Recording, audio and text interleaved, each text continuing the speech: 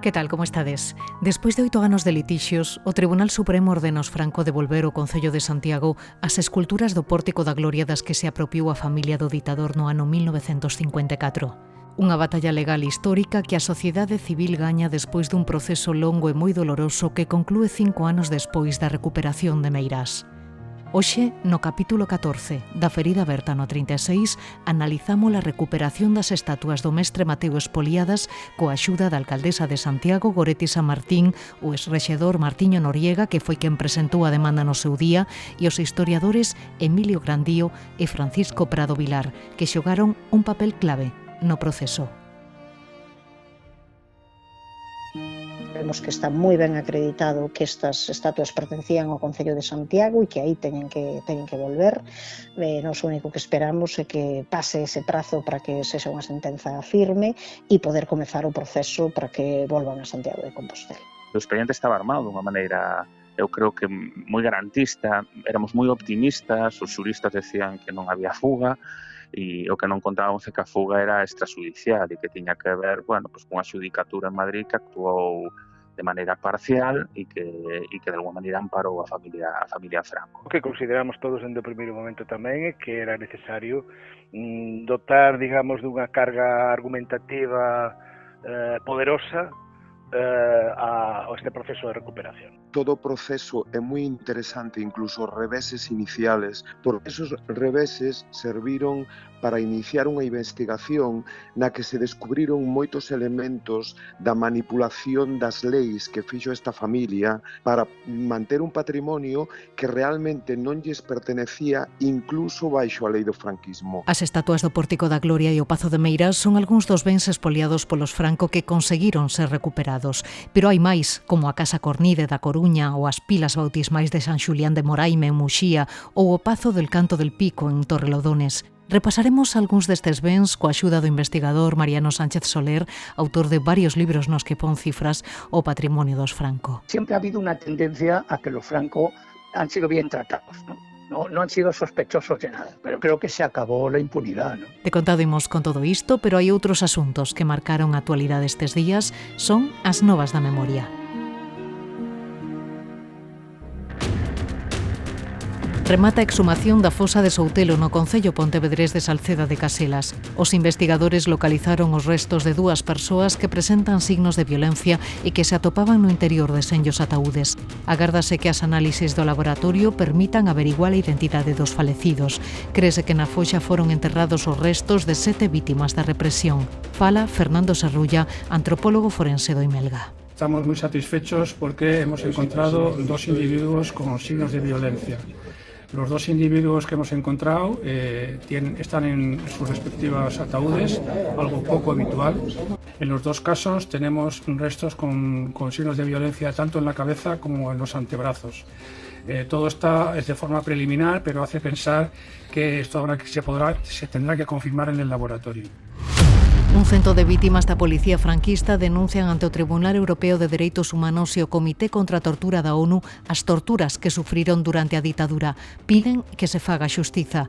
Foi a través de senllas cartas apoiadas por personalidades destacadas da cultura coas que denuncian a impunidade dos crimes do franquismo. Solicitan que se lle obrigue o Estado español a investigar as torturas sistemáticas da policía franquista realizadas durante os últimos anos da ditadura e tamén durante a transición. O Concello de Santiago acorda distinguir o sindicalista e loitador antifranquista Moncho Reboiras, asasinado en Ferrol en agosto do 75. El foi a última persoa asasinada pola ditadura franquista en Galicia. A proposta saiu adiante malia a abstención do PP, que cuestionou a súa vinculación coa cidade. Reboiras, natural de Dodro, colaborou estreitamente coa Asociación Cultural O Galo e cos movementos estudiantís e sindicais desenvolvidos en Compostela. A cidade da Coruña rende homenaxe ao guerrilleiro antifranquista Manolito Bello cando se cumpren 79 anos do seu asasinato. Militante do Partido Comunista, foi asasinado aos 21 anos a garrote vil no cárcere da Coruña en xullo de 1946. O día 11 de xullo, ás 5 da tarde, será lembrado no cemiterio de Oza nun acto organizado polo Partido Comunista de Galicia, Xuventude Comunista e apoiado pola Comisión pola Recuperación da Memoria Histórica da Coruña. Xa podedes consultar en internet o Fondo Miguel Gutiérrez máis de 3.500 cartéis, panfletos e adhesivos compilados durante décadas por este coleccionista coruñés. Todo este material foi catalogado polo Consello da Cultura Galega e o Grupo de Investigación Hispona da Universidade de Santiago.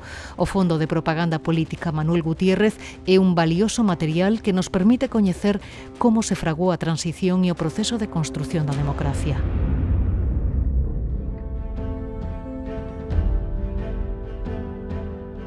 E co gallo do ano Castelao, hoxe coámonos na lectura da obra de Castelao organizada polo Festival Atlántica no Panteón de Galegos e Galegas Ilustres de Santiago.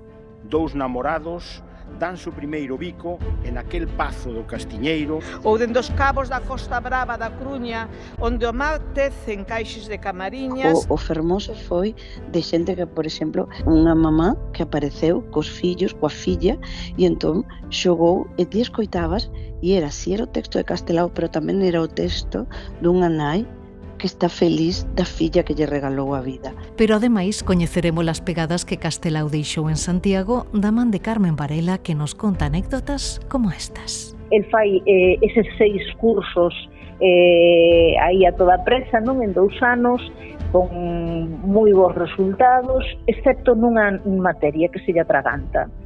E casualmente esa materia que se atragante é preceptiva literaria, non? Que che dá ganas de decir, por favor, que traian o profesor xa.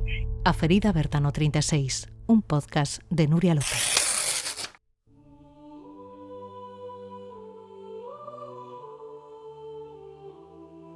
Nunca o mestre Mateo imaxinou que as súas estatuas darían tanto que falar.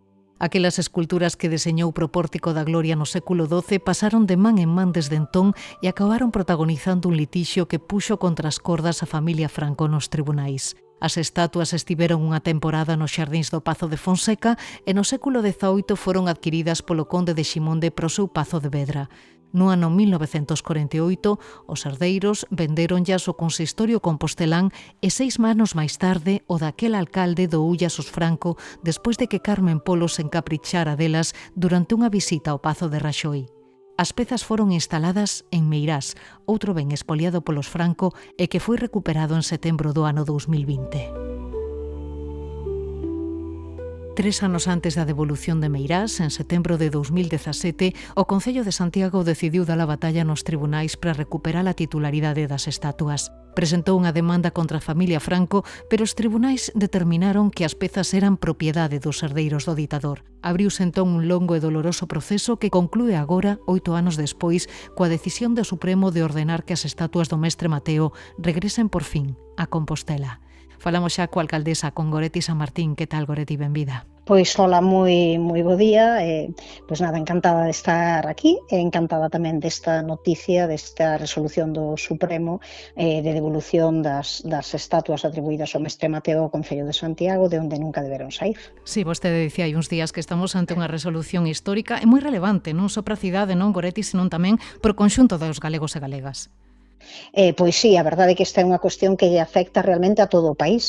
É un tema de loita contra o espolio dos Franco, un espolio que ademais tivo pois un momento álxido cando foi, pois nese caso, a recuperación do Pazo de Meirás, algo que tamén está relacionado directamente con un momento en que pois todo o mundo estivo, o movemento cidadán, algunhas administracións, algunhas institucións, historiadores, persoas que eran especialistas en historia, en dereitos xurídicos, en cuestións de recuperación realmente de casos deste tipo, e que finalmente puxeron todo o seu bo saber para que puidese ser unha realidade pois esta devolución. Eso foi nese momento, na etapa de recuperación de Meirás, e eu creo que exactamente igual que cando foi esa recuperación, pois todo o país se alegrou. O certo é que non deixamos de recibir pois felicitacións, e a xente non acaba de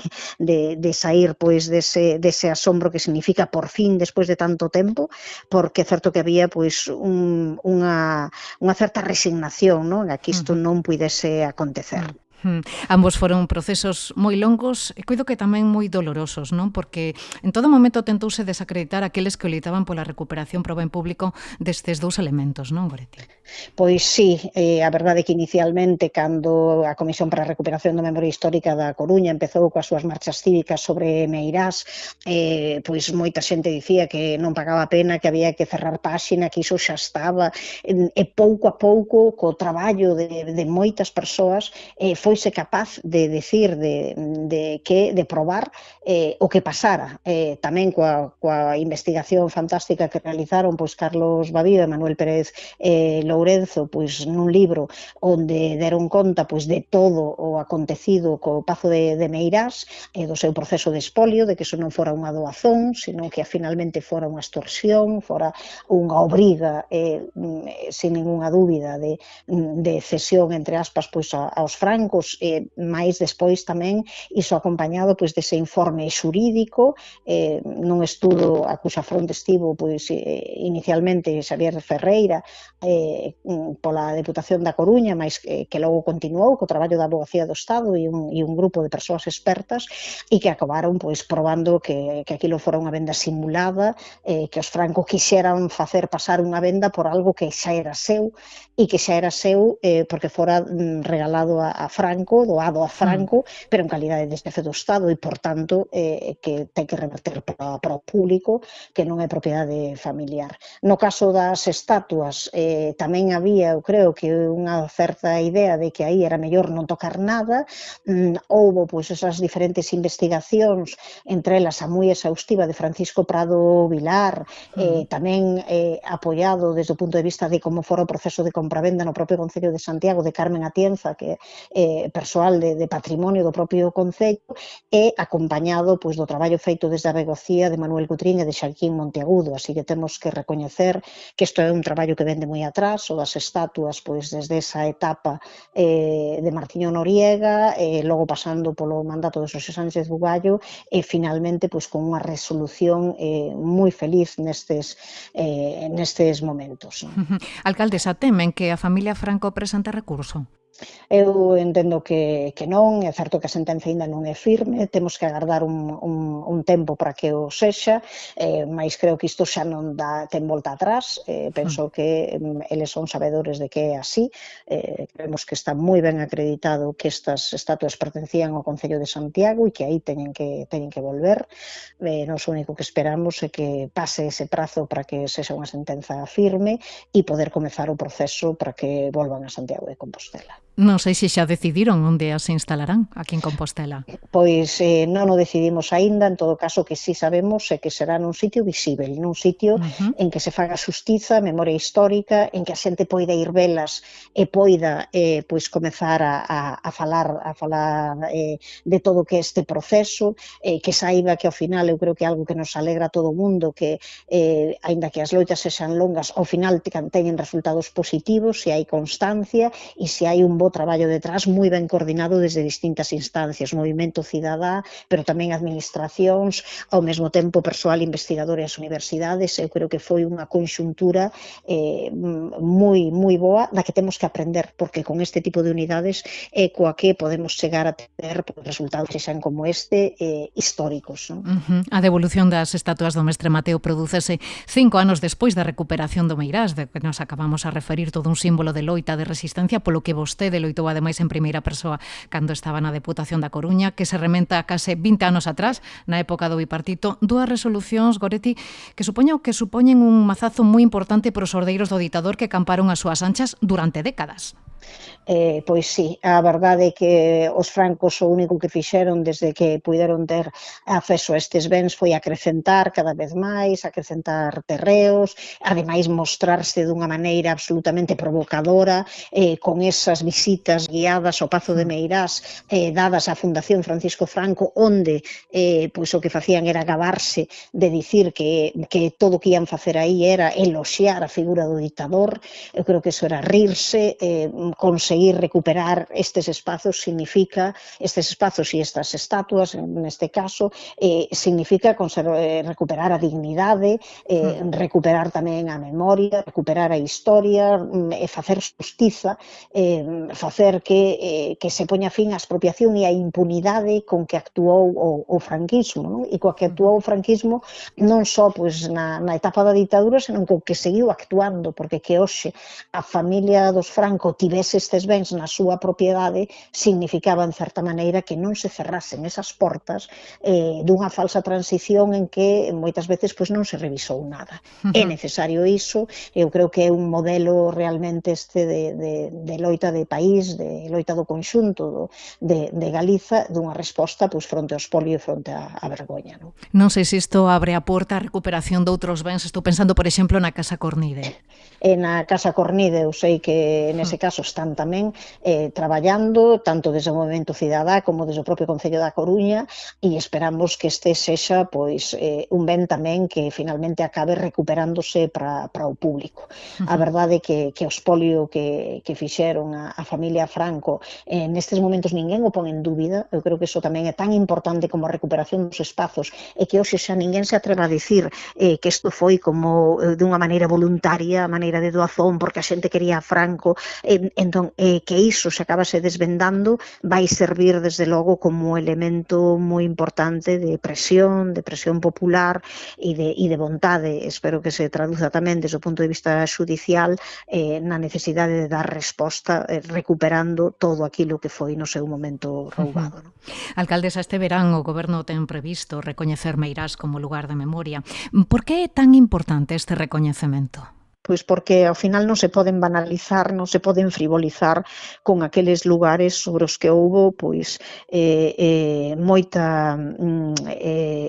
drama, moita traxedia, aí houbo expropiación a familias, pensemos tamén pois nesa frivolización que se fixo coa illa de San Simón, un lugar que foi ao final espazo, lugar onde estivo presa moita xente, onde acabou falecendo, vivindo nunhas condicións inhumanas, pois tamén o Pazo de Meirás, símbolo pois dese paseo glorioso da ditadura, encantada de quitarlle as terras a outras persoas, de facerse con elas de maneira absolutamente ilícita, ademais de simular un proceso de venda, por tanto de enganar ao conxunto da poboación. Eu creo que iso é moi importante, significa ao final unha victoria colectiva. Creo que temos que camiñar dicindo que podemos estar un pouco máis satisfeitas, non? De estar aquí neste momento formando parte. Eu creo que ademais unha rede moi grande de persoas, de colectivos e de administracións deste proceso de recuperación. Agora nestes momentos estamos centradas, pois xa digo, nesta cuestión de agardar a que pasen os prazos para a recuperación das estatuas do pórtico e poder facer, pois eu creo que o que ten que ser unha gran festa, unha gran celebración popular da volta a casa, non? Claro que sí. Pois Goretti San Martín, alcaldesa de Santiago, moitísimas grazas por pasarse pola ferida aberta no 36. Unha aperta. Pois unha forte aperta.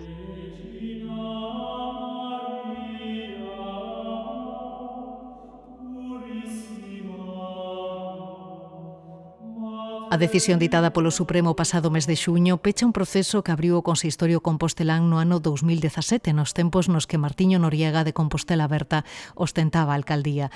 Que tal, Martiño? Como estás? Benvido. Hola, que tal? Un placer estar aquí contigo. Igualmente. Que sentiches cando leches a resolución do Tribunal Supremo? Pois foi como viaxar no tempo, non?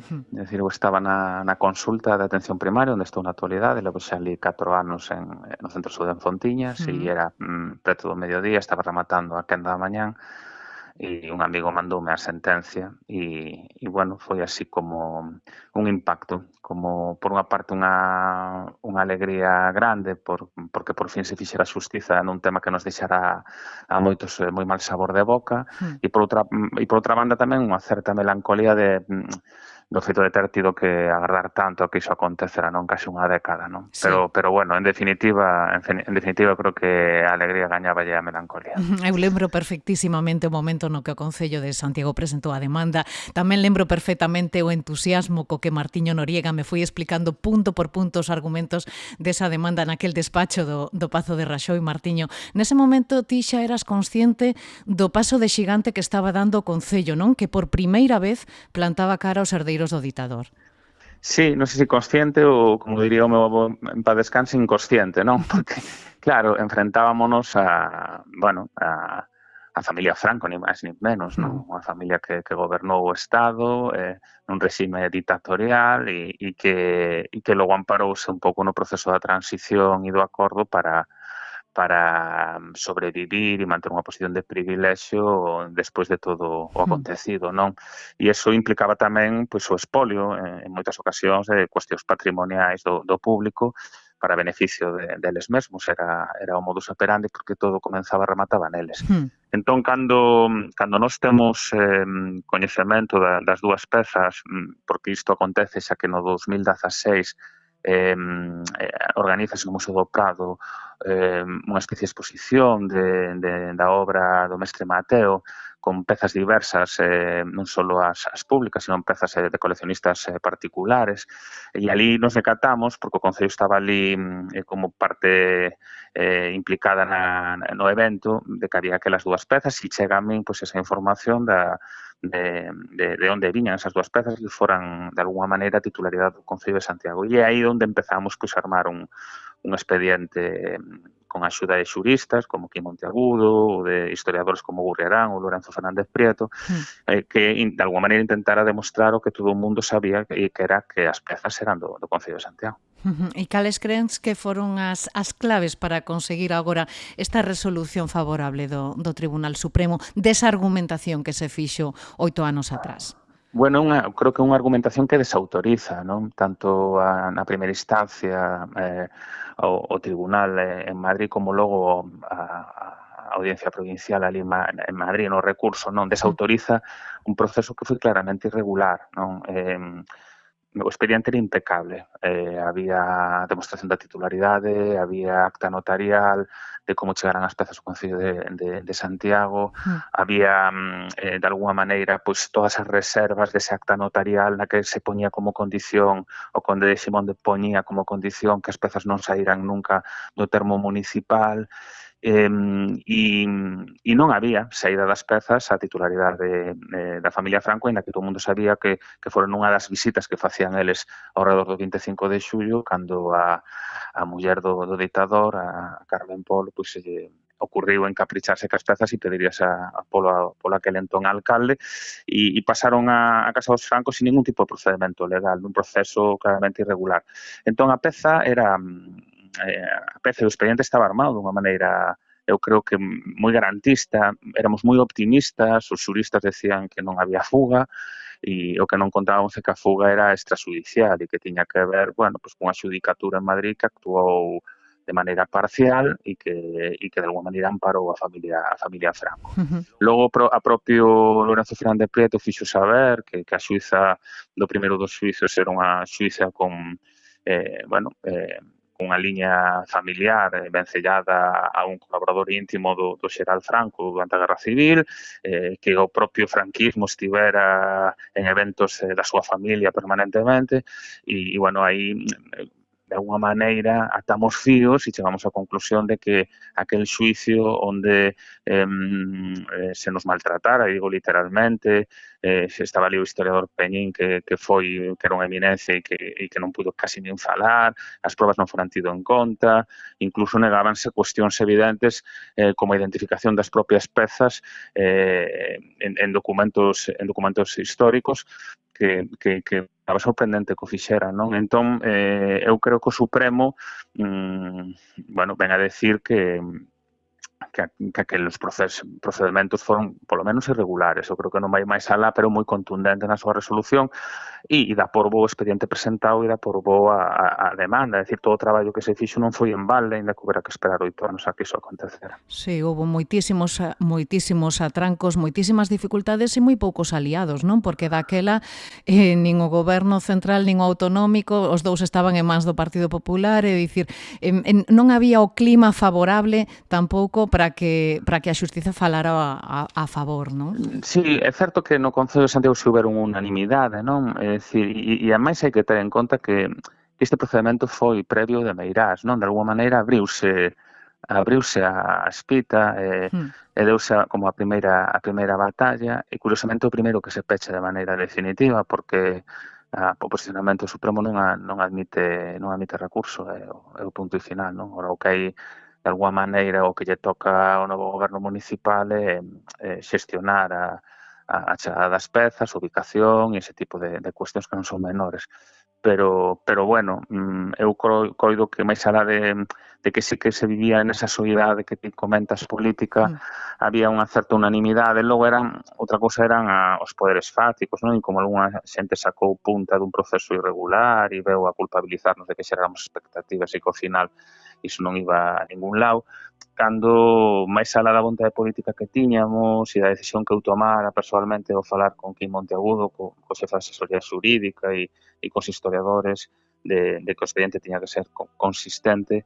Bueno, máis alá de todo iso, bueno, pues había esa vontade de poder volver a Santiago, que era patrimonio de todos e todas. E facilita esta resolución a reclamación doutros bens que permanecen en mans aínda da familia Franco, como, por exemplo, a Casa Cornide? Eu creo que sí, porque xera precedente. Xera precedente porque ven a dicir, e eu aquí perdome máis, pero Monteagudo podría explicarlo moito mellor, que os bens que son de patrimonio público, vale, de titularidade pública, non prescribe o feito de que unha familia a título individual en algún momento poida facerse con eles, non prescribe a reclamación para que volvan ao público, non? E entón, nese senso, eu creo que esta sentencia é histórica e ainda non somos conscientes da trascendencia que ten, non só porque por primeira vez unha familia que asentou a súa posición sobre unha dictadura vese na obriga de devolver algo que lle roubou a xente, non? Senón porque a maiores xera un precedente sobre outro tipo de cuestións patrimoniais, non? Para este e para outros asuntos, non? Blinda un pouco o espazo do público e ven a decir que basicamente que o que é de todos e todas, ainda que en algún momento pase a mans privadas, non prescribo o feito de poder reclamarlo para que volva a ser de todos e todas. Pois Martiño Noriega, parabéns pola parte que che toca e moitísimas grazas por falar hoxe aquí connosco deste asunto. Unha aperta. Nada, unha aperta a ti e grazas por darnos este espazo para poder conversar sobre este asunto do Alto Canaco. Un dito.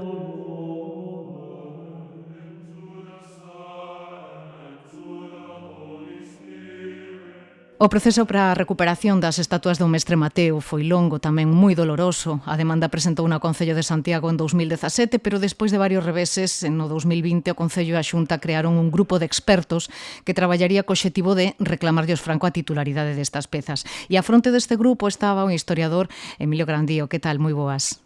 Hola, boas, que tal? Non sei en que pensou, que sentiu cando coñeceu a sentenza do Supremo, despois de tanto tempo de traballo. A verdade é que foi unha sorpresa moi agradable, non? A verdade é que, bueno, a primeira sensación era un pouco de, digamos, de contrariedade, non? Polas primeiras sentencias, non? Polas primeiras terminacións. A verdade é que foi unha sorpresa moi agradable, non?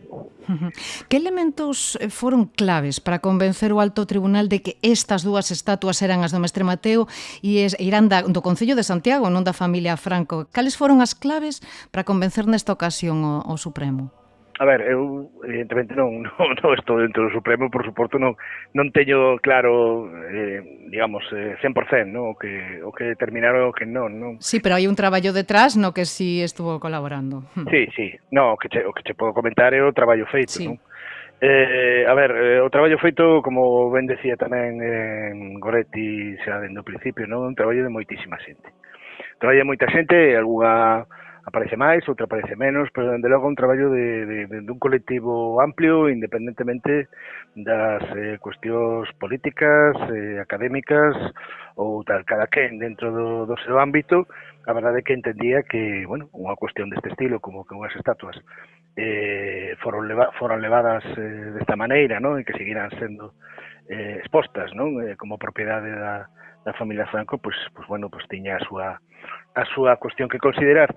O traballo que se fixo dende que se constituiu a Comisión de Expertos, cando se crea a Comisión de Expertos, estábamos nunha situación un pouco entre camiños, digamos, non? Cunha sentenza negativa, bastante negativa, e cunha perspectiva de xuntar esforzos, de seguir un pouco o modelo, se permite, o modelo Meirás, no sentido de agrupar a moita xente de distintas institucións, de distintas organizacións, etc., precisamente para recuperar un ben público, non? Como son as estatuas do Mestre Mateo.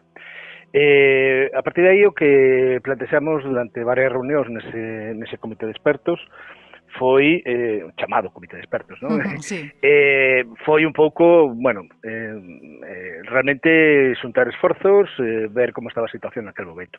Pero sobre todo que consideramos todos dende o primeiro momento tamén que era necesario dotar, digamos, dunha carga argumentativa poderosa a este proceso de recuperación, non?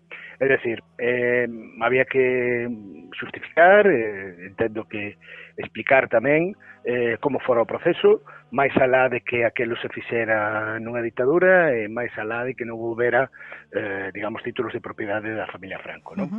Había que explicar como era esa época, que se producía naquela época, na práctica, e trasladalo digamos, a actualidade democrática, ¿no? Para entendernos. Xa digo, foi un esforzo colectivo moi, a verdade que moi gratificante e que bueno, serviu, ao final entendemos que serviu para que isto se producira, non? Porque se dera a volta, digamos, esta resolución. Vostede mesmo acaba de mencionar o caso de Meirás, non? A recuperación das estatuas producese 5 anos despois de ter recuperado Meirás.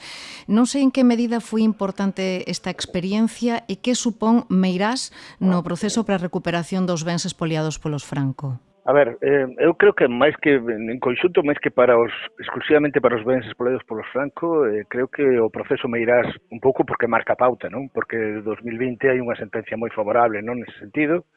Marca pauta no sentido da liña de recuperación, posteriormente tamén outro xuízo respecto dos bens materiais, non, que existen dentro do Pazo.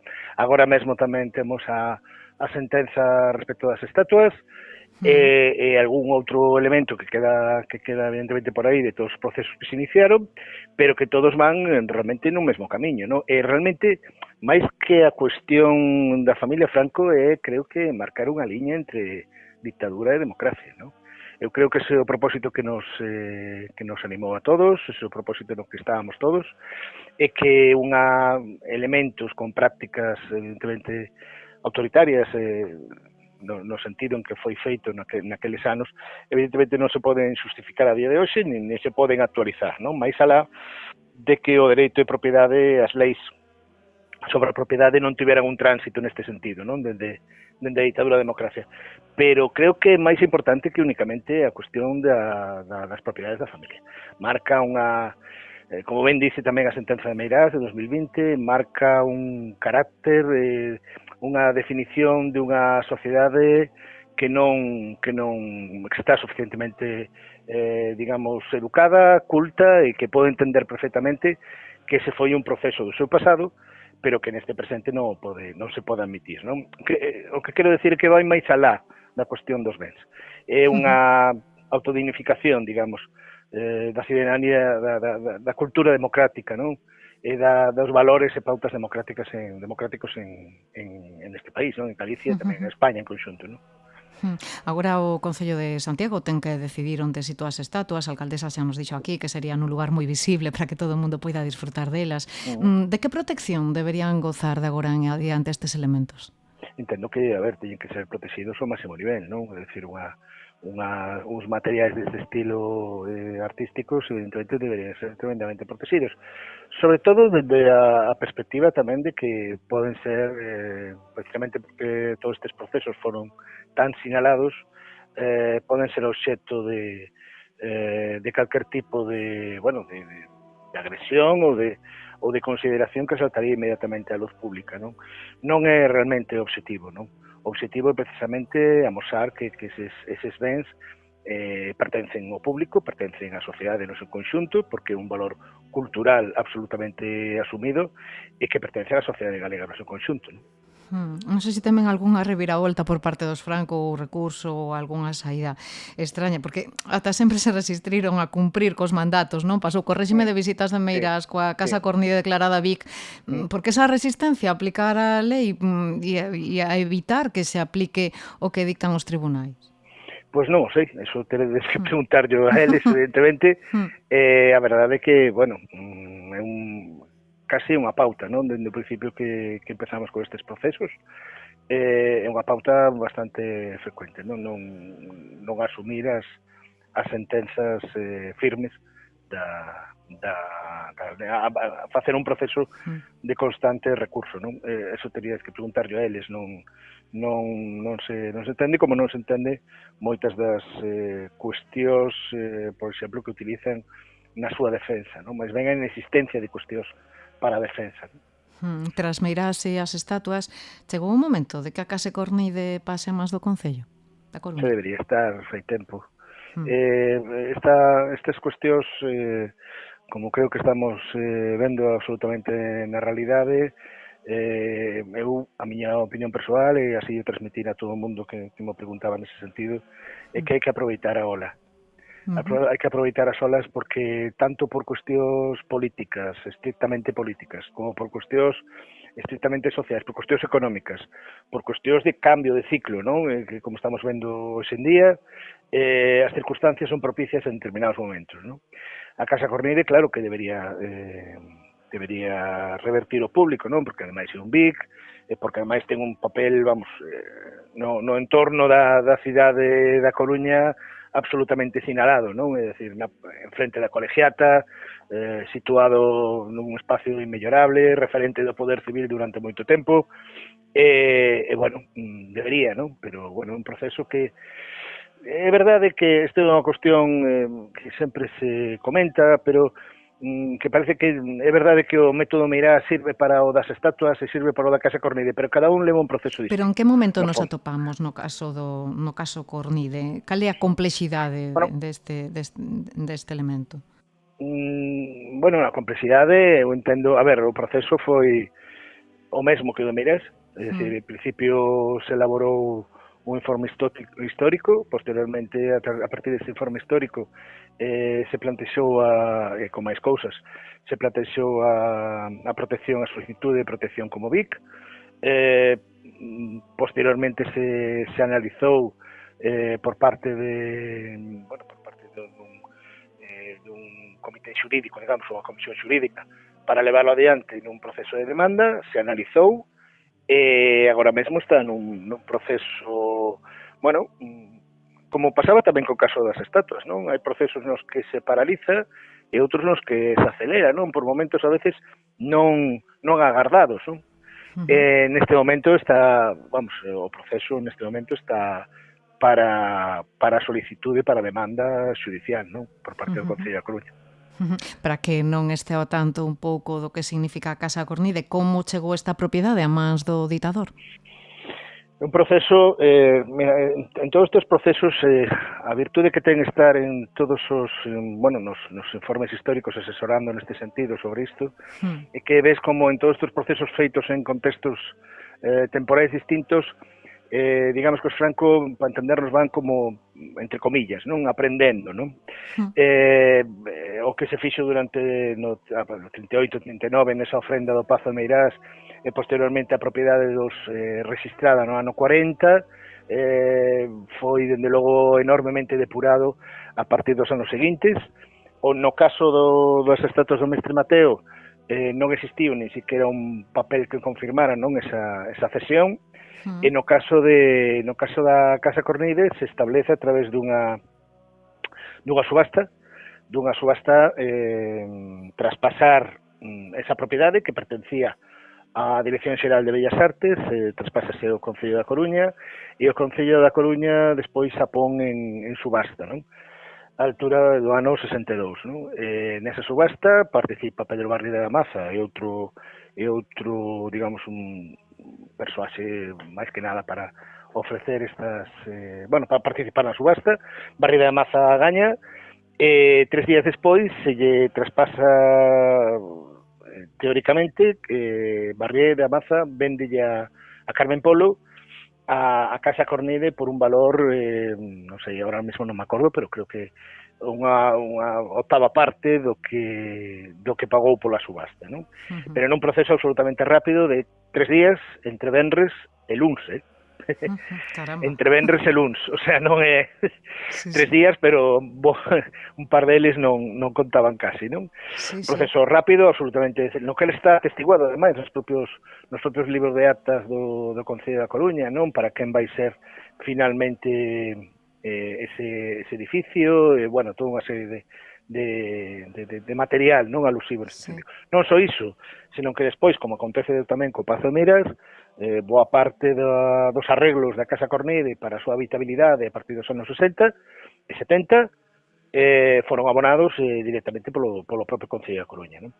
Quer decir, é toda unha... É a diferencia entre unha xefatura, digamos, política, un presidente de goberno democrático e unha xefatura de política dunha ditadura, non dun ditador, non? Está claro. É dicir, a práctica está moi por riba da teoría, por moito que a teoría a veces nos tal, pero todos sabemos, todos coñecemos que traballamos neste período, que a práctica é o único que existe, non?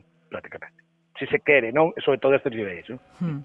O Goberno ten previsto declarar este verán Meirás e a illa de San Simón lugares da memoria. Vostede que coñece ben o que significan estes enclaves, nomeadamente Meirás, que supón, Emilio Grandio, este recoñecemento? Por que é tan importante?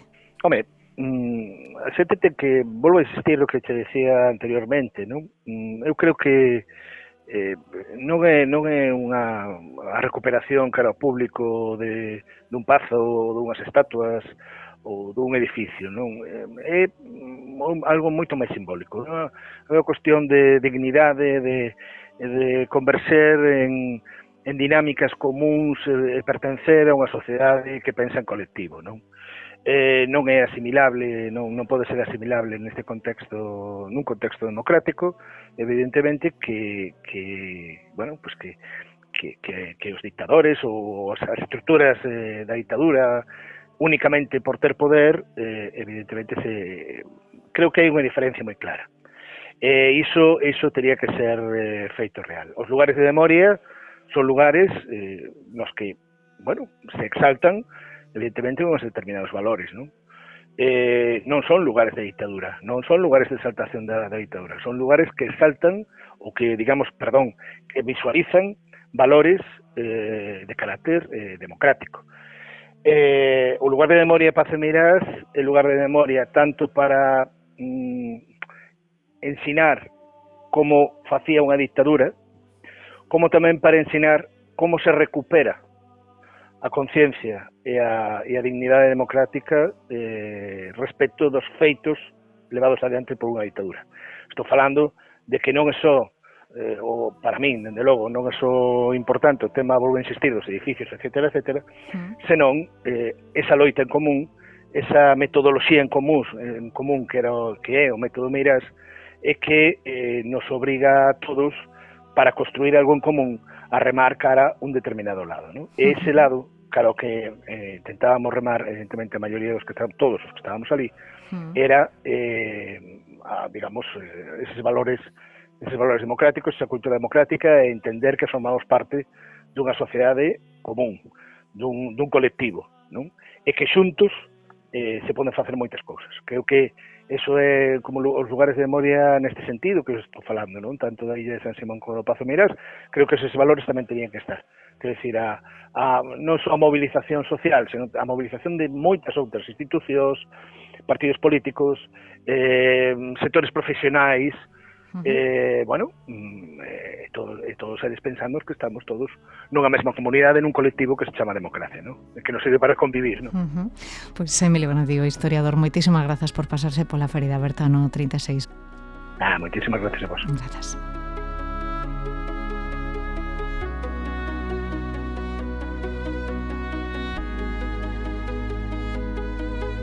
O investigador da Universidade de Santiago, Francisco Prado Vilar, é un dos maiores expertos no Pórtico da Gloria, doutorado en Historia da Arte en Harvard, docente en varias universidades europeas, coordinou o comité para a restauración desta obra inmensa do mestre Mateo. Que tal, como estás, Francisco? Benvido. Moi ben, que tal? Despois de 8 anos de litixio, o Supremo acaba de dar a razón ao Concello de Santiago e ordenou a devolución das estatuas do Pórtico da Gloria. Que supón, desde o teu punto de vista, este revés xudicial para unha familia que durante anos se moveu na impunidade? Pois creo que é unha sentenza histórica. Todo o proceso é moi interesante, incluso os reveses iniciales que se recibiron cando se demandou a familia Franco, porque esos reveses serviron para iniciar unha investigación na que se descubriron moitos elementos da manipulación das leis que fixo esta familia antes da morte do dictador e despois da morte do dictador para manter un patrimonio que realmente non lles pertenecía incluso baixo a lei do franquismo. Entonces, se hai algo positivo nos reveses xudiciais que levaron que tivéramos que reclamar as esculturas ao Tribunal Supremo e que se pudo facer público a impunidade desta familia, porque ata entonces había todavía esa percepción de que como había unha transición da lei á lei, que baixo o franquismo se cumpliron as leis, e que esta familia legítimamente por esta transición sin ningún tipo de elementos punitivos contra o que fixo o Franco durante toda esa época, que tiñan unha serie de soporte legal para o patrimonio que apropiaran. E isto viuse que non era así. A clave era demostrar que estas estatuas das que falamos e que están en Meirás eran propiedade do Concello e non outras, e para conseguilo foron clave as investigacións que estiveches facendo nos últimos anos, non? Explícanos como foi ese proceso. Sí, pois o proceso foi, en primeiro lugar, puxose a demanda a familia Franco con un documento que xa se conocía desde hai tempo, que é o contrato de compra-venta destas esculturas por parte do Concello de Santiago, que entonces estaba dirixido polo falanxista Sarmiento Garra, ao seu curmá, que era o Conde de Ximonde.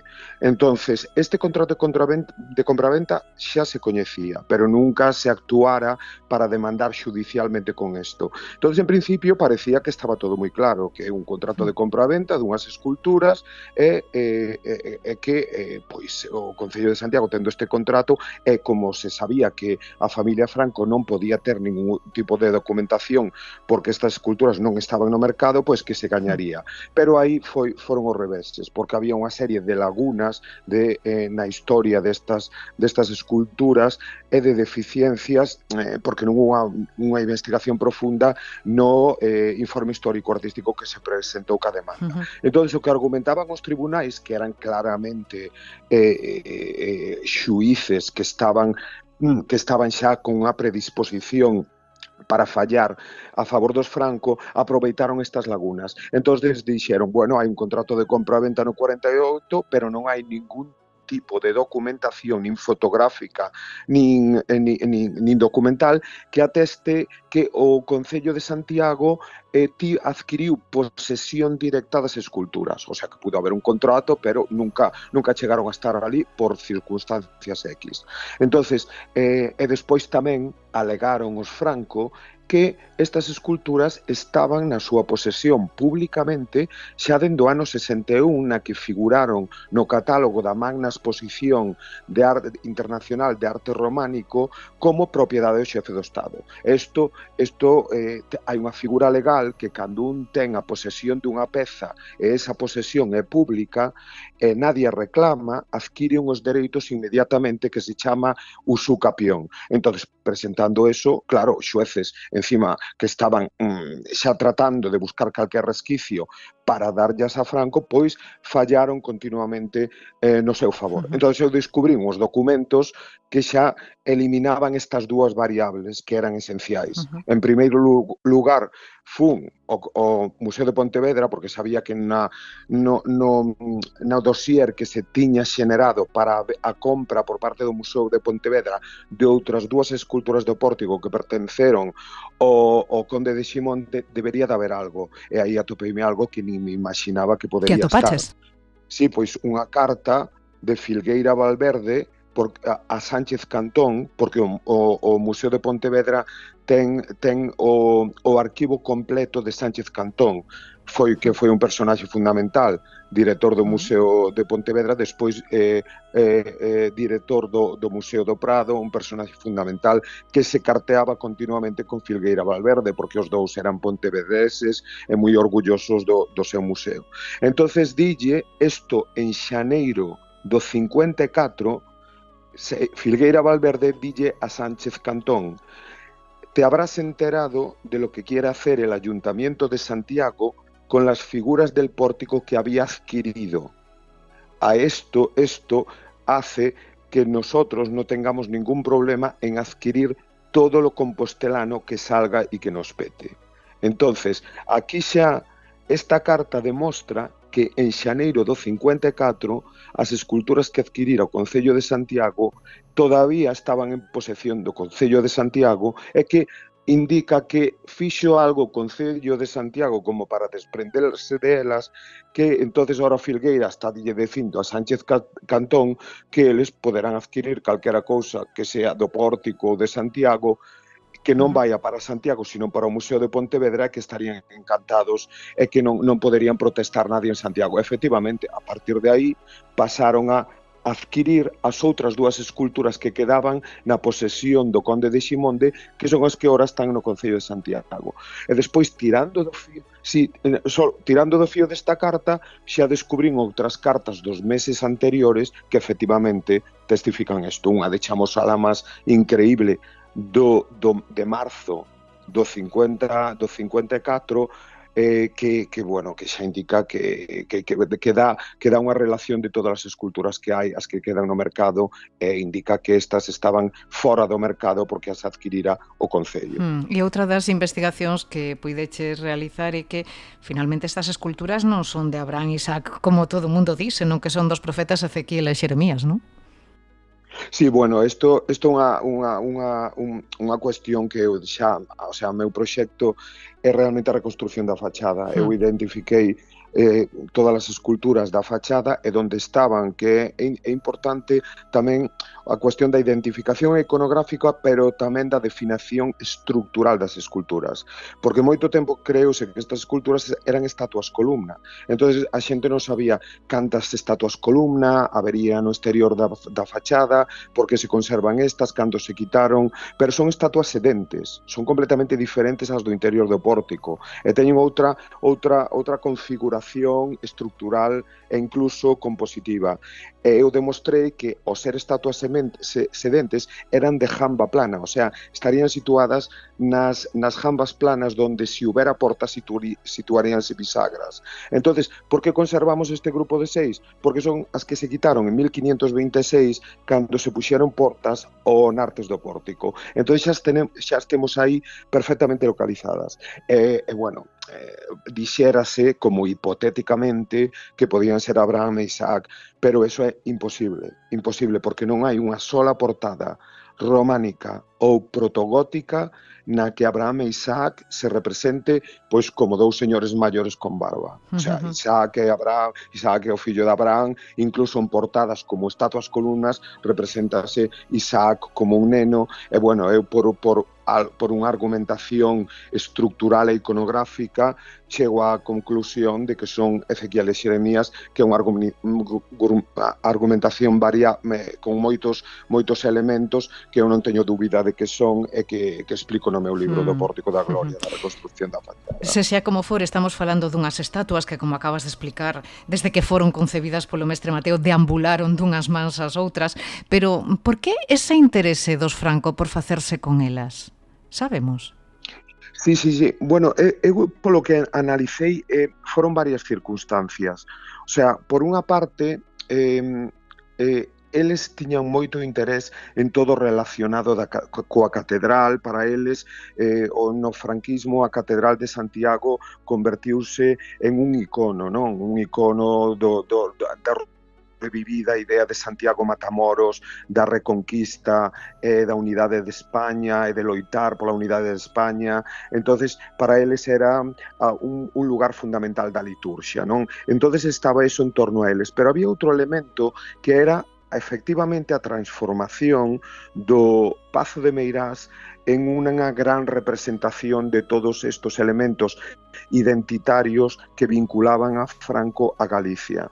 Entonces, desde que se reacondicionou o Pazo para que ocupara Franco, xa aí hubo un montón de inclusión de simbolismo galego aristocrático, que se levaron trozos de pazos e todo isto. Entonces, aí, por unha parte, esta familia que non tiña ese pedigrí rodeaba o seu novo pazo de todo este pedigrí. E que lle faltaba? Pois a cuestión das esculturas. Entonces, no ano santo do 54, eu creo que foi unha combinación de elementos. Hai estas esculturas aquí que témolas un pouco almacenadas, que non sabemos que facer, e alguén pois dixo, pois sería maravilloso que estuveran no Pazo de Meirás ali para pois como un elemento máis vinculando a Franco ca cristiandade con Santiago, de cara a montar a súa identidade familiar, pero tamén ante embaixadores e todo isto. Hai 5 anos recuperouse Meirás para o dominio público despois de tamén un litixio bastante dilatado no tempo. As estatuas Meirás súmanse esa listaxe enorme de propiedades, non, que aínda posúe a familia do ditador e que foron sustraídas de formas moi singulares, non, como estamos comentando, non? Abren a porta estes dous litixios a recuperación dos bens expoliados polos Franco, Francisco?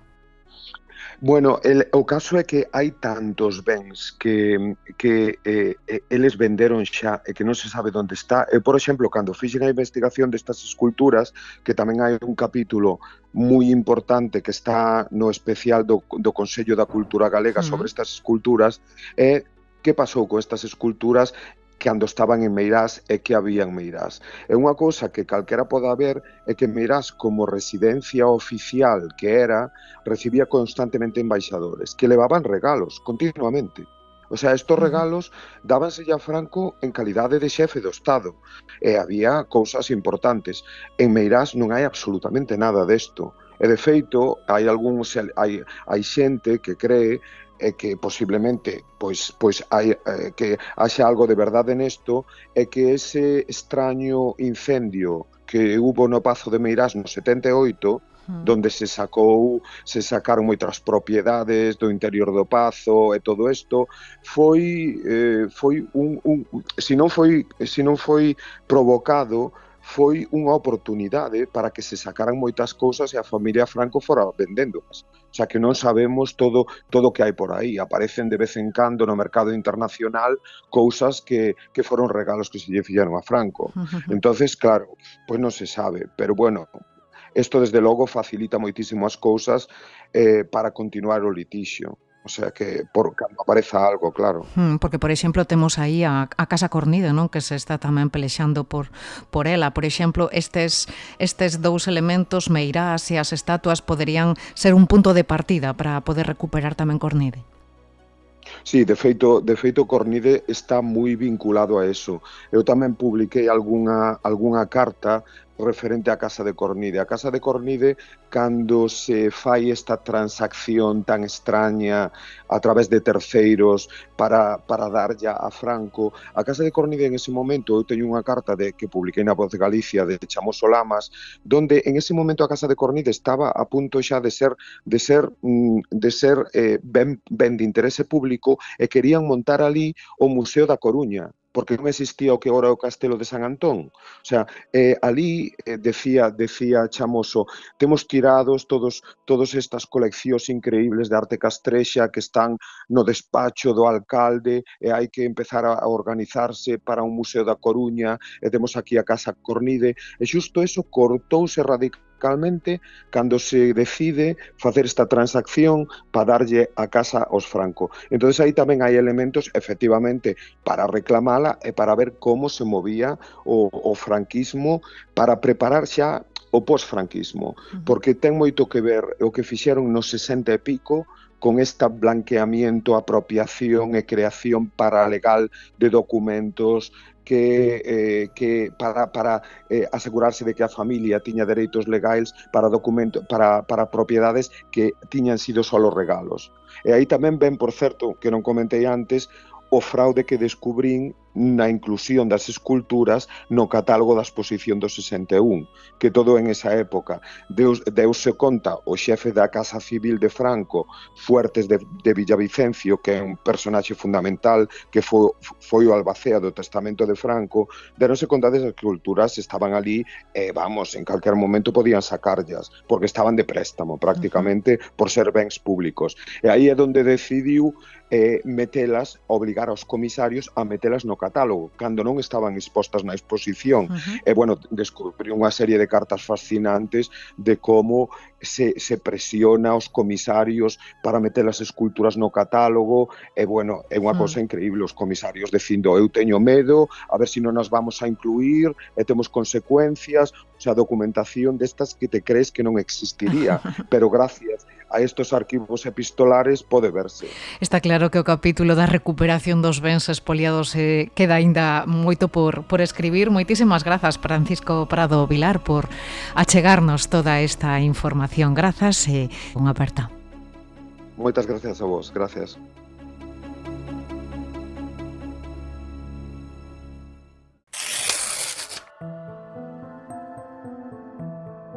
As estatuas do Pórtico da Gloria, o Pazo de Meirás, a Casa Cornide, son algúns dos bens dos que se apropiou o ditador en Galicia, pero hai moitos máis que estudou pormenorizadamente o investigador Mariano Sánchez Soler, autor, entre moitos traballos, de Los Franco e Sociedade Anónima. Señor Sánchez Soler, ¿qué tal? Bienvenido. Hola, muy bien, gracias.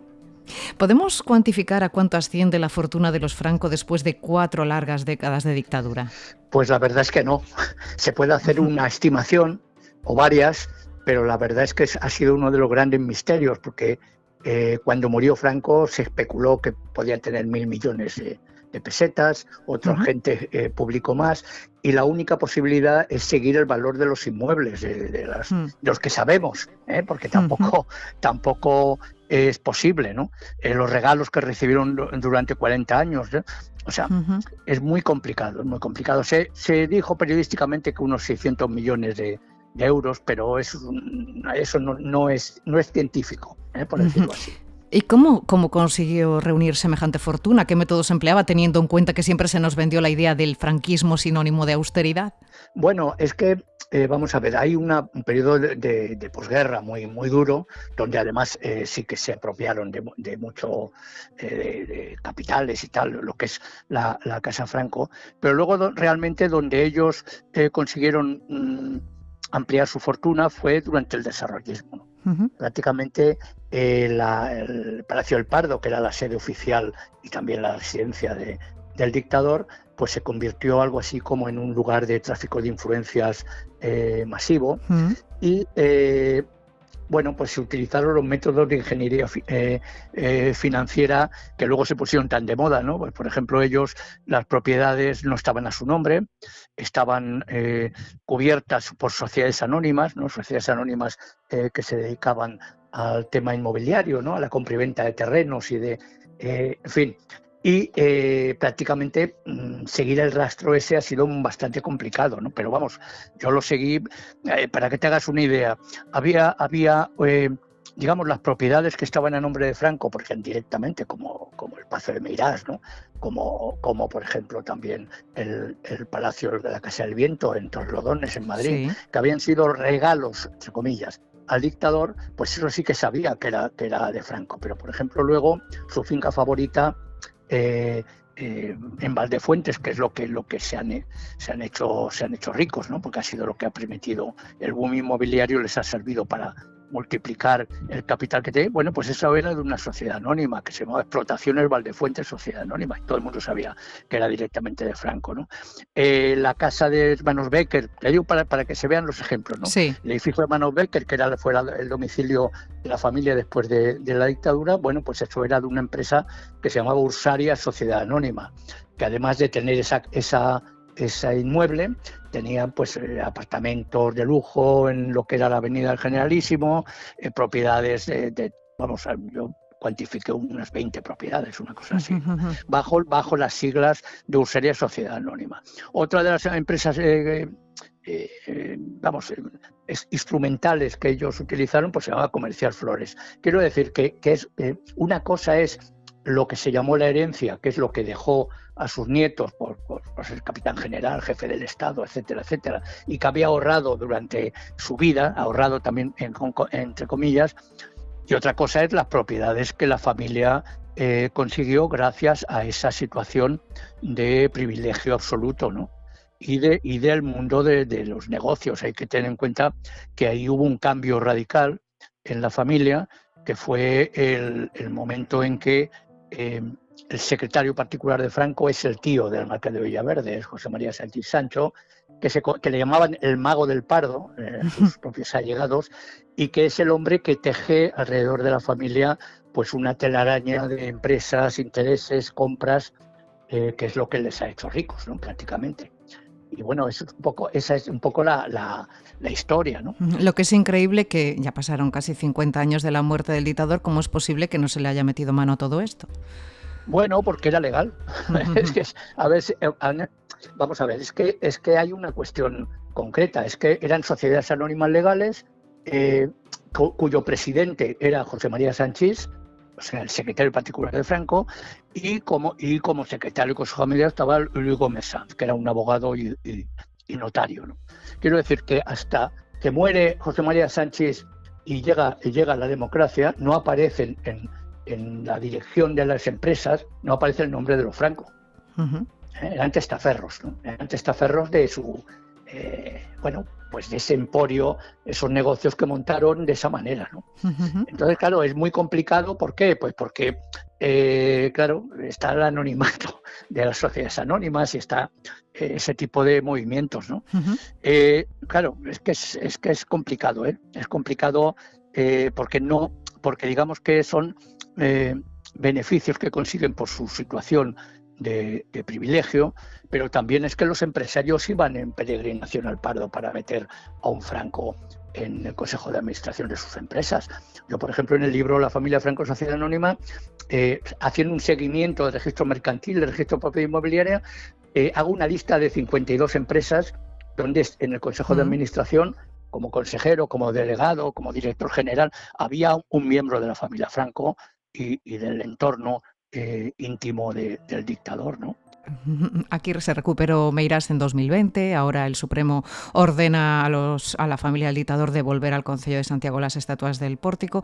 ¿Qué supone estas dos resoluciones judiciales para la familia, Mariano? Bueno, yo creo que se acabó la impunidad, ¿no? O sea, lo que pasa es que, bueno, llega un poco tarde, pero bueno, bienvenido sea, ¿no? Se acabó la impunidad y se acabó el apropiarse, pues la pila aquella bautismal que se llevaron también de una iglesia de un pueblo cercano, ¿no? Porque se acabó el que la mujer del dictador tuviera sus caprichos por encima de cualquier consideración, ¿no?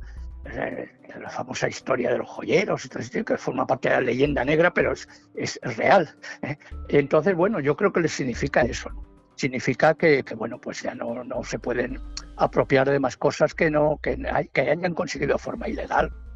¿Y en el resto de España está habiendo también movimientos judiciales para recuperar esos bienes expoliados? Pues movimientos judiciales no hay, porque date cuenta que ellos después de la muerte de Franco se dedicaron a vender todo lo que no les rentaba. Y vendieron chalés, vendieron terrenos, en Málaga tenían negocios. Quiero decir que ellos, claro, había una frase muy famosa según mi criterio, del marqués de Villaverde en una entrevista en la COPE, que decía, bueno, si una vaca no da leche, pues habrá que comerse la vaca, ¿no? Como diciendo, tenemos muchos gastos manteniendo estas propiedades, pues hay que ir vendiéndolas para quitarnos de encima esto. Entonces ellos vendieron durante, bueno, no se les molestó, yo creo que es como diríamos, es otro precio más de lo que fue la transición española, ¿no? Si lo vemos de una forma histórica. Y es que, claro, se trataba de que todo cambiara sin que cambiara nada. Entonces, mantener los privilegios y las clases dominantes sin que tuvieran ningún quebradero de cabeza. Entonces, ahí en ese contexto, pues la familia Franco, vamos, era mejor dejarlos en paz, ¿no? Eso es lo que consideraron. Mira, tú piensas una cosa. En las últimas Cortes del año 76, ya cuando ya está prácticamente el periodo preconstitucional, las Cortes deciden darle a Carmen Polo de Franco, a la viuda del dictador, mensualmente 450.000 pesetas de sueldo. Y eso se mantuvo hasta que se murió. O sea, le dieron ese privilegio ya en el periodo preconstitucional, y nadie durante todo el proceso histórico, hasta el año que murió Carmen Polo, pues bueno, nadie le cuestionó, por ejemplo, ese sobresueldo, ese sueldo increíble, ¿no? Lo que pasa que, bueno, han pasado cosas simbólicamente muy importantes desde un punto de vista histórico. El Valle de los Caídos es uno de ellos. O sea, que las cosas irán renqueando, pero el Pazo es todo ahí sí que es la caída de los privilegios de la dictadura, ¿no? Simbólicamente, claro. Y sin embargo, la familia del dictador sigue acaparando portadas de prensa, sobre todo del Corazón. Da la sensación, no sé si durante años se ha blanqueado la imagen de esta familia en comparación con la de descendientes de otros dictadores contemporáneos. Pues mira, para que te hagas una idea, cuando yo publiqué la familia Franco Sociedad Anónima, es la última versión actualizada y ampliada de un libro que yo publiqué ya, una primera versión, en 1990. En 1990 escribí este libro, se titulaba Los Franco Sociedad Anónima, pero la editorial decidió que era demasiado fuerte poner ese título y me lo cambiaron por Villaverde. Lo cambiaron porque consideraban que era muy, muy directo, ¿no? O sea, un libro que habla de la familia Franco es muy directo, se llama Los Franco. Bueno, ese es... Y bueno, una de las fuentes que yo tuve que utilizar para contextualizar el relato fue la revista del Corazón. Era el único sitio. No había datos en revistas y en prensa generalista, ¿no? Seria, digámoslo, política. No había ni un solo dato. O sea, tuve que partir de cero prácticamente. Y una de las fuentes que para contextualizar era eso, era esa forma de mostrarse socialmente. Entonces, claro que se ha blanqueado la imagen, se blanqueó y lo blanqueó todo el mundo, entrevistas a Carmen Martínez Bordiú como si fuera una recién llegada al mundo mágico, ¿no? O sea, hubo un blanqueo. Lo que pasa es que la sociedad fue cambiando y bueno, pues los nietos de la gente que fue expoliada, ¿no?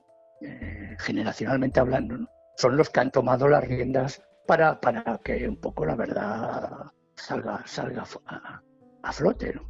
Porque date cuenta, la generación anterior era entre el miedo a los cambios políticos y luego el propio silencio, ¿no? Que había que tener, también generó una situación de no querer perder lo poco que se había tenido después de 20 años de posguerra feroz, ¿no? Pues Mariano Sánchez Soler, muchísimas gracias por contarnos todo esto y por pasarse por aquí. Un abrazo fuerte. Un placer, un abrazo. A Ferida Bertano 36, un podcast de Nuria López.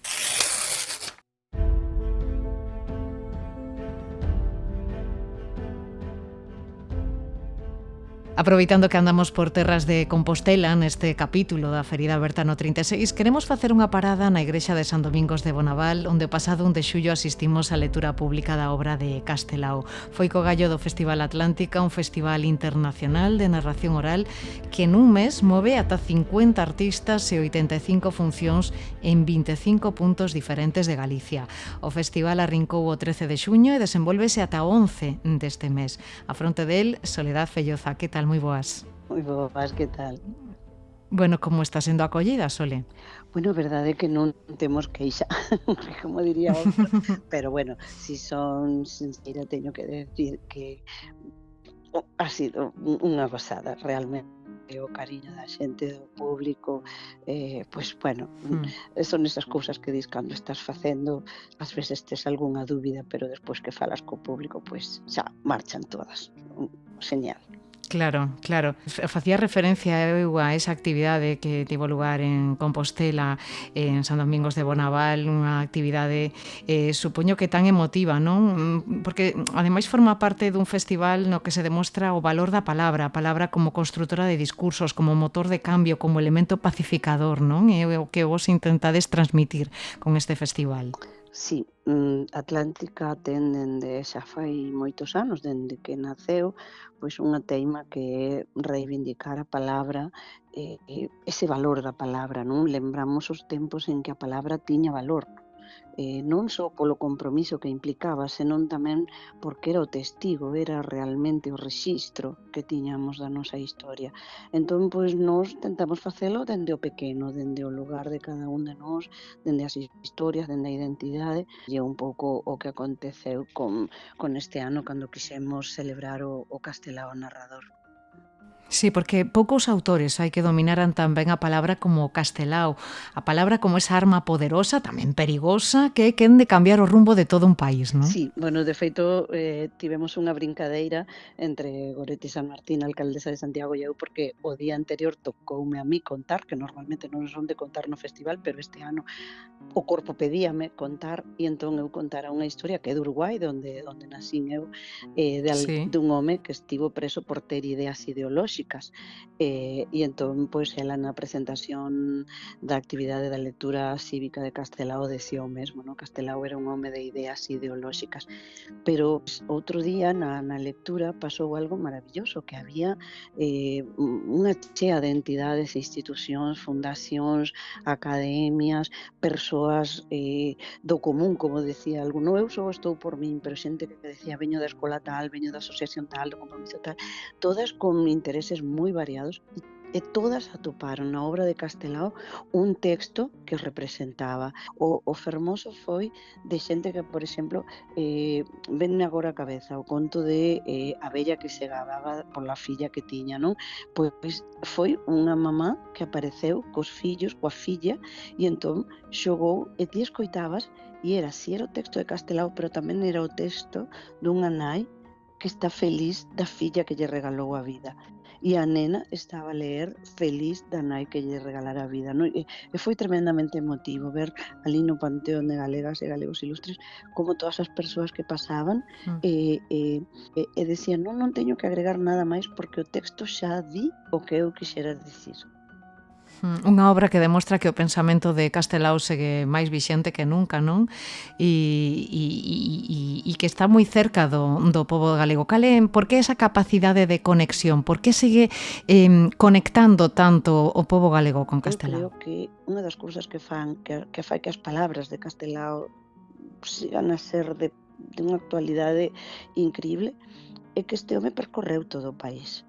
E percorreu todo o país e escoitou a xente, escoitou as súas lendas, escoitou as súas necesidades, os soños, os ideais, as loitas, o que estaban a procurar na vida, ese emigrar e regresar pobre, ese emigrar e regresar rico, ese emigrar e non conseguir o que ti soñabas, a xente que quedaba aquí, as historias.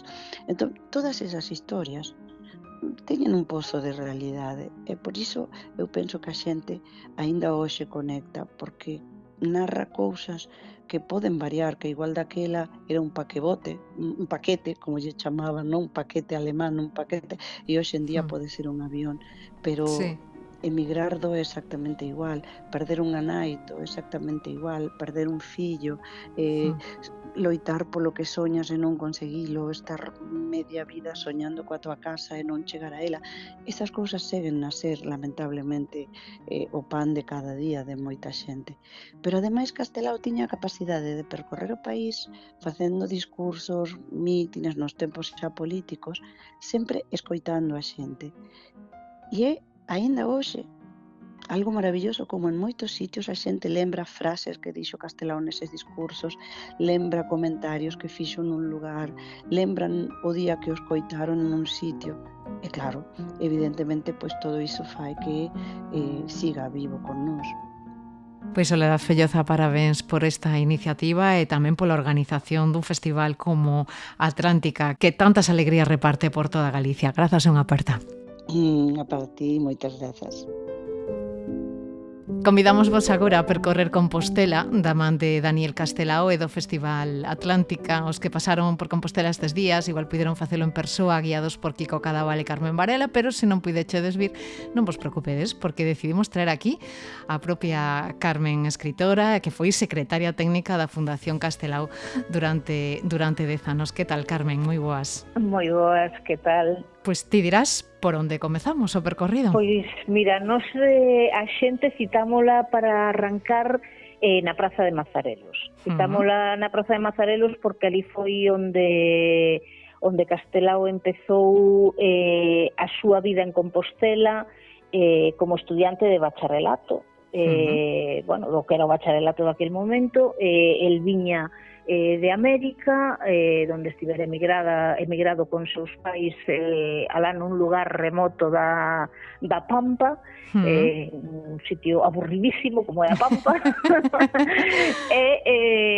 Claro, viña co tempo un pouquiño a contramán, non? Entón fixo a valentía de facer 6 cursos en 2 anos. Sí. Fai eses 6 cursos aí a toda presa, non? En 2 anos, con moi bons resultados, excepto nunha materia que se lle atraganta.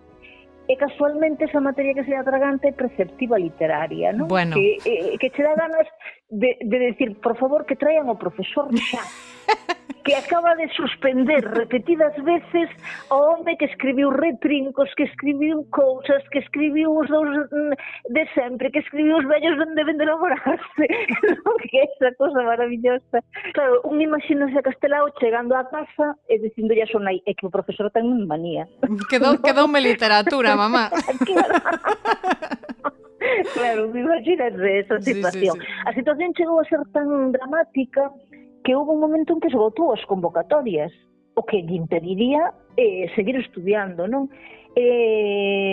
Estivo a inmensa sorte de que xustamente ese ano o goberno decidiu cambiar o sistema e ampliar o número de convocatorias. Bueno, pois aínda tuvo sorte. Claro, entón puido reenganchar, non? Foron 9 anos, non? Os que pasou en Compostela, o cantos anos pasou? Sí. El conta hai un artigo preciosísimo que se chama Miña Compostela, que xa escribe no exilio, fai un recordo deses 9 anos en Compostela, non? Vai recorrendo, fíxate, non tanto as rúas ou os monumentos de Santiago, senón os recordos que ten el da xente que coñeceu en Santiago, dos tipos populares de Santiago, aqueles serenos que en Santiago se chaman os villeus, aqueles callos que comían na casa das crechas, aqueles viños que tomaba en tal taberna, el vai contando todo iso xa no exilio, sabendo que nunca máis vai volver a pisar as rúas de Compostela, e sabendo que todo aquilo xa eran recordos os que nunca máis había de volver, non? E nos imos facendo un percorrido por todas esas rúas, non? Pois imos a Rúa do Castro, que está ali ao lado de Mazarelos, que foi un dos primeiros sitios onde el viviu. Sabemos hoxe, sábese que viviu en moitas casas de Santiago, tivo a típica vida de estudiante, non? Sí. Esa vida que tivemos todos cando fomos á Universidade de Santiago, que andábamos, pois este ano vivimos... De casa en casa. Claro, na República Argentina, e o ano que ven en Romero de Anaya, o seguinte, pois... Claro, pois el tamén viviu así, bueno, non recorremos todas as casas nas que viviu porque sería facer, vamos, unha chea de kilómetros, pero entre as curiosidades que lles contamos a xente que, por exemplo, un dos anos tiña cuarto dentro do Pazo de Raxoi. Que curioso. Bueno, ese tipo de cousas. Logo, evidentemente, os Castelao houve un momento en que puxeron casa por eles na Rúa de Bautizados, evidentemente recorremos lugares que son fulcrais no que é a vida de Castelao, non? Evidentemente imos a onde estivo o Seminario de Estudos Galegos, el que tanto lle aportou o seminario, por ali había que pasar. A Facultade de Medicina, non? Supoño, ou non? Pero é que a Facultade de Medicina naquel momento estaba en Fonseca, cando ele estudiou.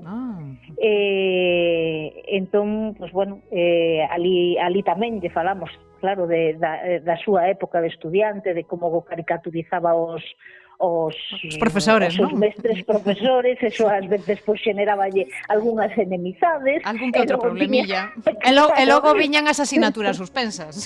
Exactamente, logo viñan os disgustos, non? Claro, e logo había que buscar pois unha cuña que lle axudase a aprobar aquela asignatura que se lle atragantara por culpa dunha caricatura, non? E recurría pois ás veces ata o seu zapateiro, non? Porque o zapateiro coñecía a muller do catedrático que daba histoloxía, el fixera unha caricatura e o catedrático mosquearase, bueno, estas cousas, non? Esa vida un pouco de tuna tamén que el fixo de universitario, da que un pouco renegou, pero ao mesmo tempo pois bueno, o alimentou para outras cousas, non? Poder ir ás feiras os xoves, ás feiras de Santa Susana, a ver os tipos populares que logo el debuxaba, non? Que dos que tanto aprendía a maneira de falar, que logo reproduce tamén nesas cousas da vida, non? E reproduce tamén porque realmente lo que facía era empaparse, non?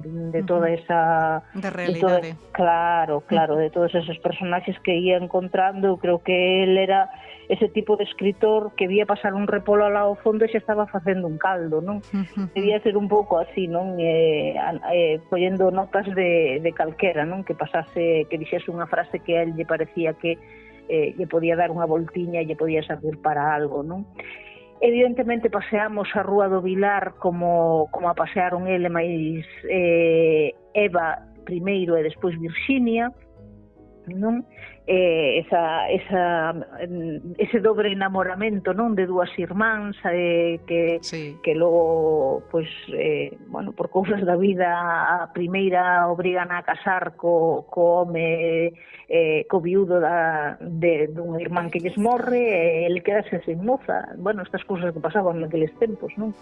Bueno, imaginamos esa vida de noivos pola Rúa do Vilar, e estando na Rúa do Vilar é imprescindible achegarnos a onde estivo a imprenta nosa, achegarnos ali para falar de Ánxel Casal, de que en Castelao dixo Casal fixo por Galicia máis que todos nós. Efectivamente. E todos nós, claro, ese nós é un nós moi grande, porque é o nós de Castelao, de Bóveda, de Otero Pedrallo, de Camilo Díaz, de todos os mártires do 36, e de toda esa xente que deixou unha obra inmensa, non? A toda esa xente da xeración nosa e demais. Sen Casal non existiría o libro galego naquel momento, evidentemente a relación de Castelao con el na imprenta era inmensa, porque dali saíron os seus libros, e ali traballou Castelao en moitas cousas, non? Incluído, por exemplo, esa anécdota que contaba Díaz Pardo, tan simpática, non? Tan simpática e ao mesmo tempo tan triste, non? Polo final que tiña, que Díaz Pardo decía que uns días antes de estalar a guerra foi ali a imprenta, estaban Castelao, o pai de Díaz Pardo, Camilo Díaz, Baliño, e máis Ánxel Casal. E berráronlle porque el andaba dando unha publicidade e non pedira permiso para dar esa publicidade. Ele tiña 15 anos, non, naquele momento. Claro, en aquel momento ti tiñas que ir ao concello e decir, mira, vou repartir estes folletos, quero permiso para repartir. E el facía sin permiso, sin nada. Entón, Casal, que era o alcalde de Santiago, pois dixo, isto non o podes facer, tens que ir ao concello, teño que firmar o permiso, E claro, díxolle que eran uns carcas, que a onde iban así, que eso non sei que non sei canto. Claro, decía despois Díaz Pardo, claro, chameille carcas a meu pai, a Casal e a Castelao días antes de que Castelao tivese que exiliarse e Casal e meu pai fosen pasados polas armas, non? Pero decía que arrogancia a miña, non? Como puiden ser tan arrogantes. Non podía Castelao imaginar que aqueles anos tan felices quedarían truncados no 36 e que a súa vida sería tan diferente, non? Claro, é que era impensable, eu creo, non? Ninguén está preparado para o que pasou no 36 e oxalá non volva a pasar nunca máis, non? Porque evidentemente son situacións que son realmente dunha dureza brutal, non? Logo de visitar eso, tamén outro sitio onde imos é a Quintana. E levámolos ali para contar a estrea dos vellos non deben de enamorarse na Praza da Quintana con 10.000 espectadores sentados na Praza da Quintana nos anos 60 xa, estando presente Teresa Castelao e moitísima xente. Isto era no medio das festas do Apóstolo, e o día que se representou Os vellos non deben de enamorarse, el Correo Gallego decía 10.000 persoas presenciaron a estrea de Os vellos non deben de enamorarse de Castelao en Santiago. Eu creo que é un momento histórico, non? Porque 10.000 persoas escoitando aquel texto que era case medio clandestino, non polo que o texto dixese, senón por quen escribira o texto, non? Porque ao final de contas Castelao aínda era un perseguido, mesmo que levaba xa 10 anos morto, pero seguía aínda levantando... Seguía incomodándose. Claro. Entón, pois, un pouco a Quintana levámonos para iso, e xa de paso, pois, con aquel románico que se ve por ali, pois tamén aproveitamos, decimos, bueno, estes velliños todos que están aquí nesta porta, pois eran a delicia de Castelao, porque Castelao sempre tivo un amor especial polo románico, non? O románico galego levouno aos seus cadros, levouno aos seus debuxos de cousas da vida, levouno en moitos textos que foi metendo, porque era unha das súas grandes paixóns, non? Evidentemente o románico de Compostela tamén tiña que estar presente. Evidentemente imos, por suposto, o teatro principal. Había que ir ao teatro principal porque, bueno, ali temos que contarles a anécdota esa de cando Castelao puxo a coroza da capa de xuncos. Eu creo que fixo a primeira performance que se fixo en Galicia, non? Antes de que existise a palabra performance. Entón, foi a unha saída de unha velada teatral e vestido coa capa de xuncos, iba anunciando que vendía esterco e demais, non? Que conta tamén moi ben ese espírito, pois, tan ameno que el tiña, non? E tan de disfrutar da vida e demais. E, por suposto, o teatro no que deu mítines que foron históricos, non? E que cambiaron a vida de moitas persoas, entre eles, por exemplo, Avelino Pousantelo, que foi presidente da Fundación Castelao, e que decía sempre que el, o 14 de maio de 1931, escoitara un mítin histórico de Castelao naquel teatro principal, e cando saiu para fora dixo o compañeiro que ia con el ao mítin, bueno, eu encontrei o camiño da miña vida, este home abriu os ollos, non? Eu creo que iso era, conviña tamén recordarle a xente que o poder da palabra que tiña Castelao, e todo o mundo que o coñeceu o di, non? Que falaban con moita pausa, con moita tranquilidade, non ampulosamente como facían os oradores daquel momento. El falaba con moita normalidade, pero calaba. debía facer con tanto, claro, debía facer con un corazón tan a flor de pel que chegaba a xente, mensaxe, non? E aquí, claro. E aquí repousan os seus restos no Panteón de Galegos e Galegas Ilustres, onde chegaron no ano 84 procedente de Bos Aires. Que pensaría el? El imaginaría que descansaría en Compostela, Carmen? Pois que non sabe, non?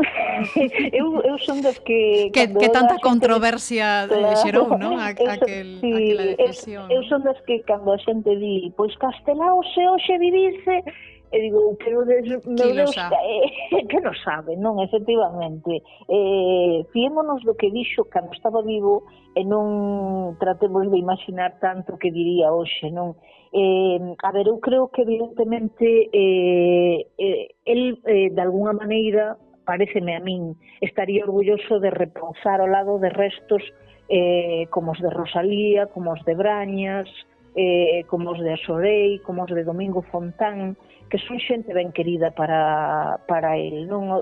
Creo que non é un sitio que lle tivese que resultar extraño, non?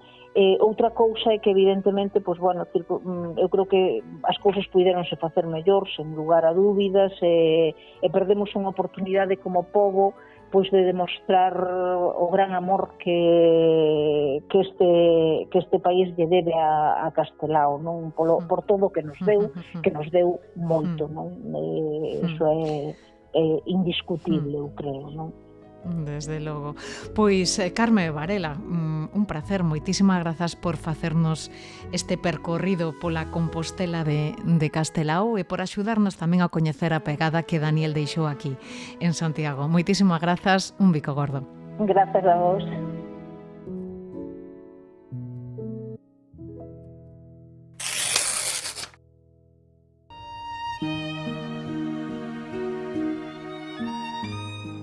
Pois ata aquí chegamos. Grazas a todos e todas por acompañarnos. Moi pronto regresaremos na Ferida Bertano 36 con máis historias como esta.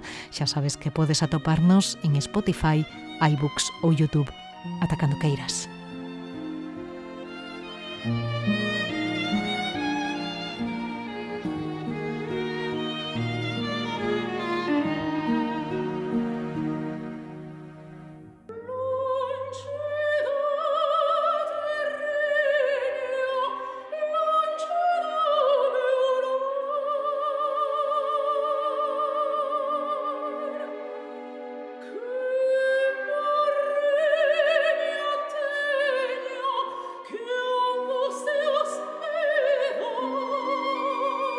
A Ferida Bertano 36, un podcast de Nuria López.